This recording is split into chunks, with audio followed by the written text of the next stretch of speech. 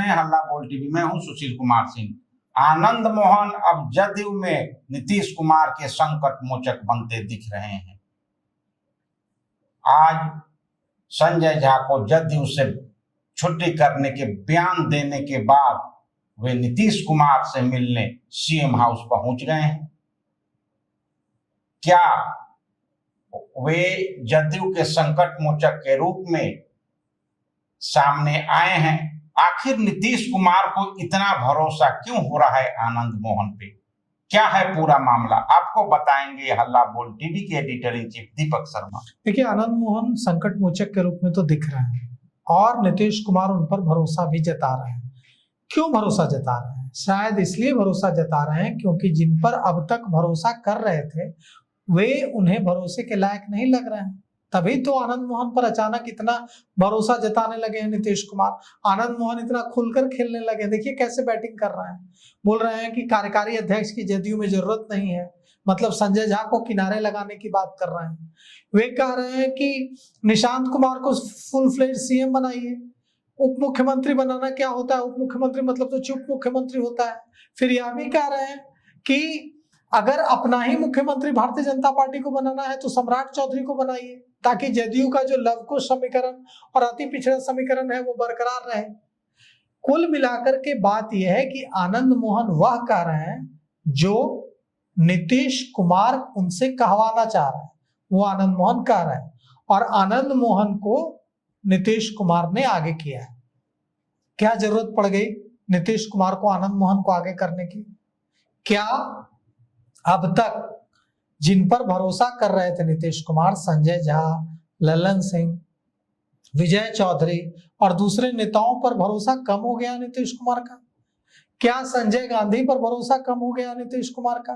क्या नीतीश कुमार को लग रहा है कि अब उनके भरोसेमंद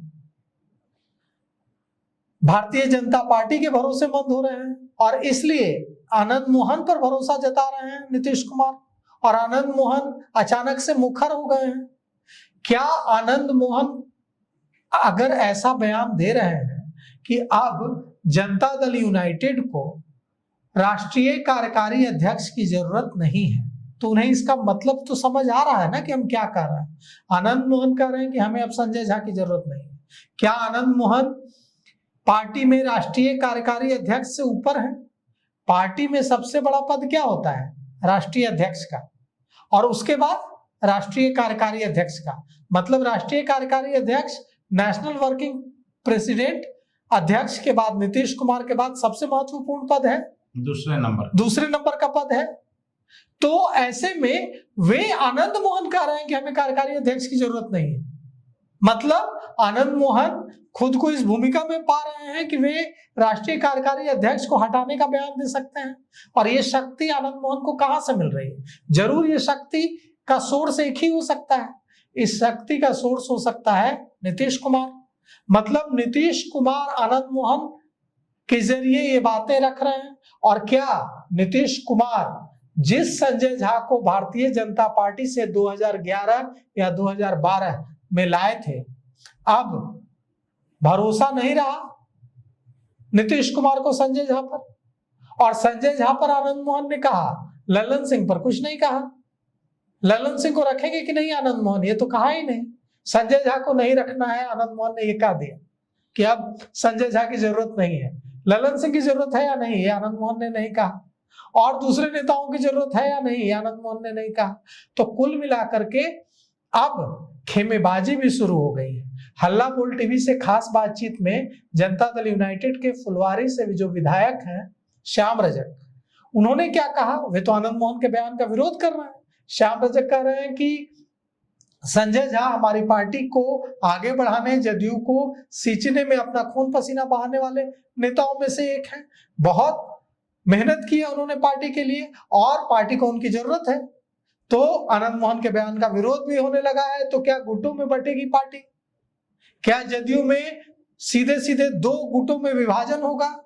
और अगर ऐसा होगा तो बड़ी विचित्र स्थिति होगी, क्योंकि नीतीश कुमार के बाद दिक्कत हो सकती है। लेकिन किसी ने ये नहीं सोचा था कि 85 सीटों पर जीत के बाद नीतीश कुमार को 3 महीने बाद पार्टी को बचाने के लिए जूझना पड़ेगा। जब वो 42-43 सीटों वाली पार्टी के नेता थे, पिछले चुनाव में इतनी खराब स्थिति थी, इतना बुरा प्रदर्शन था पार्टी का, तब तो पार्टी को उन्होंने एकजुट रखने में सफलता हासिल की। अभी तो 85 विधायकों वाली पार्टी है उनकी। फिर क्या वजह है कि ऐसी स्थिति हो गई? और क्या नीतीश कुमार मुख्यमंत्री का पद नहीं छोड़ेंगे? और क्या भारतीय जनता पार्टी को भी इस बात का एहसास है कि नीतीश कुमार मुख्यमंत्री का पद छोड़ने से इनकार कर सकते हैं? इसीलिए आज नितिन नवीन ने विधानसभा अध्यक्ष डॉक्टर प्रेम कुमार को दिल्ली से बुलाकर इस्तीफा देने का प्लान अंतिम समय में कैंसिल कर दिया, क्योंकि भारतीय जनता पार्टी को डर है कि अगर नितिन नवीन का इस्तीफा हो जाएगा तो भारतीय जनता पार्टी के विधायकों की संख्या 89 से घटकर 88 हो जाएगी। क्या भारतीय जनता पार्टी नीतीश कुमार को मना पाएगी कि वे सहजता से मुख्यमंत्री का पद छोड़ दें और राज्यसभा चले जाएं? क्या जनता दल यूनाइटेड टूटने जा रहा है? कई सारे सवाल हैं। अब आनंद मोहन किस बात पर, किन चीजों पर चर्चा करने सीएम हाउस गए हैं, यह तो कुछ समय बाद पता ही चल जाएगा, क्योंकि आनंद मोहन जितनी मुखरता से बोल रहे हैं वो यह भी बोलेंगे कि क्या वजह थी, क्यों गए थे। लेकिन बहुत कुछ चल रहा है बिहार की राजनीति में। नीतीश कुमार इतनी आसानी से मुख्यमंत्री का पद नहीं छोड़ने जा रहा है, और तब तक जब तक कि सम्राट चौधरी के नाम पर हाँ न करें, क्योंकि साफ साफ कह दिया है, पूरी तरह से एकदम साफ कह दिया है जदयू ने कि अगर चाहते हैं आप कि आपका मुख्यमंत्री बने तो 3 महीना और नीतीश कुमार को रहने दीजिए, सम्राट चौधरी को 3 महीना बाद मुख्यमंत्री बनाइए, और नहीं तो हम नहीं छोड़ेंगे। तो अब देखिए भारतीय जनता पार्टी क्या करती है। भारतीय जनता पार्टी ने विधानसभा अध्यक्ष डॉक्टर प्रेम कुमार को दिल्ली बुला लिया है, जबकि अभी वे दिल्ली आए थे। अब प्रेम कुमार दिल्ली में क्या कर रहे हैं, यहाँ सीएम हाउस में क्या हो रहा है, बहुत कुछ होना अभी डब्बे से निकलना बाकी है। तो कुल मिलाकर यह है कि जदयू के अंदर सब कुछ ठीक ठाक नहीं चल रहा है। आने वाले दिनों में कुछ नया दिखेगा, परिवर्तन, कुछ नेता आएंगे और कुछ जाएंगे, इसकी शुरुआत दिख रही है। तो अभी तक इतना ही। देखते रहिए हल्ला बोल टीवी। धन्यवाद।